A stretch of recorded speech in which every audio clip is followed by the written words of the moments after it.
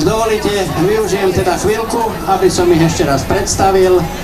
Pani Danišová za občianske združenie Budúcnosť a zdravý život.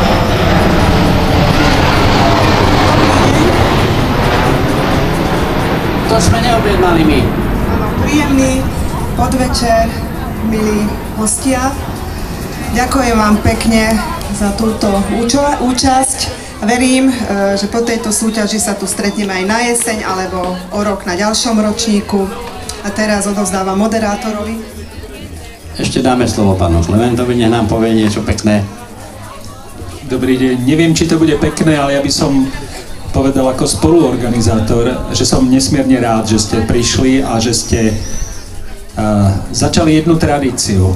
Tradícia je v tom, že sme prvýkrát, ale som presvedčený, že takúto dobrú a takto vydarenú akciu zopakujeme aj v septembri alebo v októbri a potom už len záleží od toho, aby sme si to povedali, že kedy ďalšia.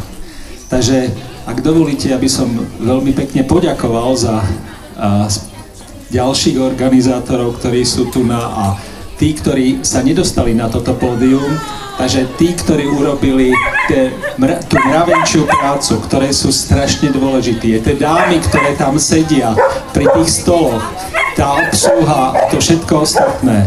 Ale samozrejme, všetko toto je nič, pokiaľ neprídu ľudia a nie sú spokojní. Takže veľmi pekne ďakujem, že ste prišli a sledujte správy, ďalšie akcie, ktoré sú tu na tomto priestore.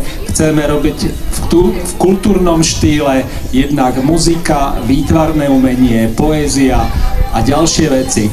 Takže pokiaľ by ste mali záujem sa stretávať v tomto priestore, buďte takí láskaví, nechajte v Jazzve svoju mailovú adresu a my vám budeme špeciálne posielať pozvánky na váš počítač. Takže ešte raz, vitajte, ale nekončíme. Pokračujeme hudbou, ale ešte predtým samozrejme vyhlasíme víťazov. Ďakujem pánu Klementovi. Lucia, vy tak ráda rozprávate. No ja by som sa chcela poďakovať všetkým, že ste prišli, boli ste úplne skvelí, skvelé publikum.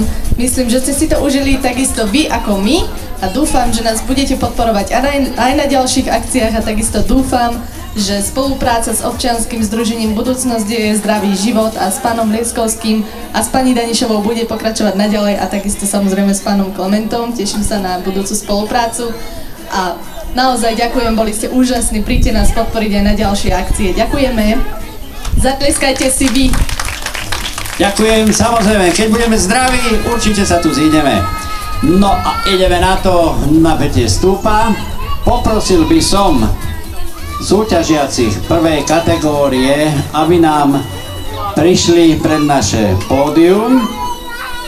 Nebudem ich menovite vyzývať, tí, ktorí sú, ale nebudeme to tak riešiť. Možno, že niekto musel aj odbehnúť alebo riešiť nejakú inú vec, ale verím, že sa tu zídu takmer všetci. Čiže prvá kategória, psia móda. Každého čaká nejaká malá pozornosť od organizátorov, ktorých už som tu menoval, či je to občianske združenie Psíčkári.